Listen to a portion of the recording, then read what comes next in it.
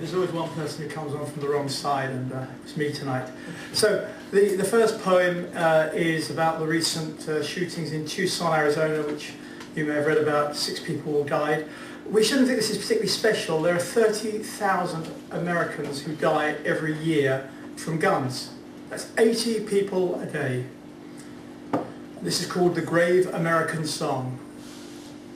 Your song's not my song. Your song's a grave song. And it's gone on for too long, and it's wrong, wrong, plain wrong. And this time it's a blues song from Tucson about a mad son with a handgun. 6 shoots at everyone. 6 dying, swan songs. And the sleigh bells toll on. Since the death of John Lennon, almost 1 million killer hit songs.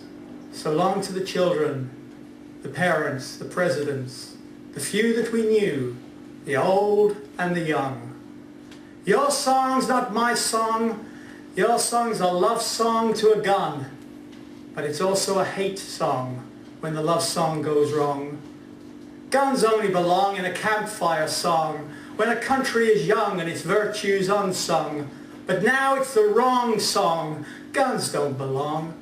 You can't love a gun like you care for someone. Your song's not my song. Your song's a mad song. It's a bad song and a sad song, and it keeps going wrong. You can't love a gun like you love someone. So rip up the song and bury the gun.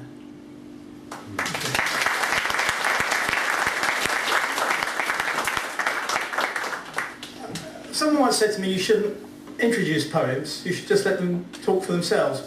I put the poem on the chair, and after about 10 minutes I didn't feel I had anything coming out of the poem, so that's why I'm going to give this little intro, and I hope you'll feel it's worthwhile.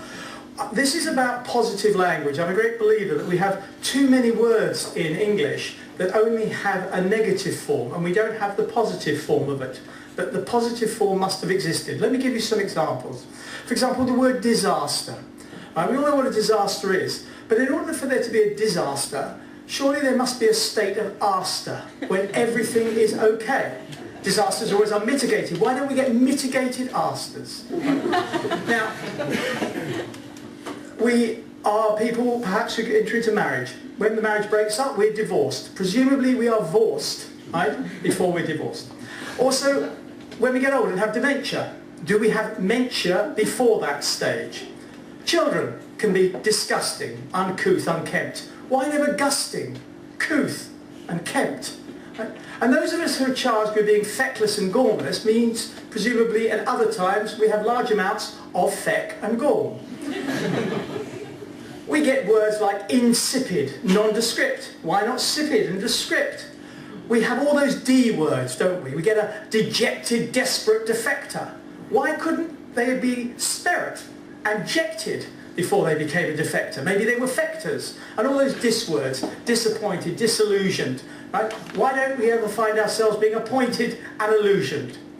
The point of this really is that I want you to go around announcing your love to other people. I want you to go up to them and to say, I test you, I do. I absolutely test you. I want a world of crepancy, where everything adds up. I want a world of victory and feat.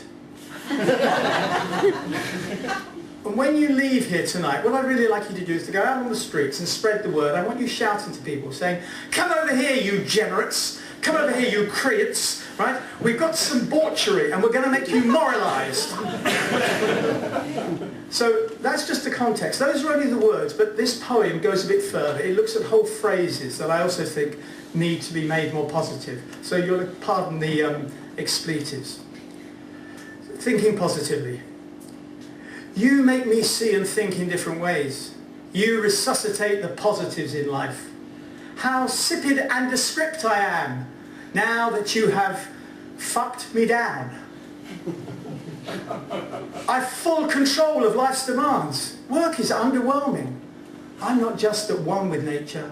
I'm at 6s, 7s, even 8s with it. I've been abused of notions that I never had. risery changes of such magnitude. Everyone is couth and gainly. I'm gusted with them utterly. Full of feck and gorm, with all the shit scared into me. What gruntled man has ever been more pissed on?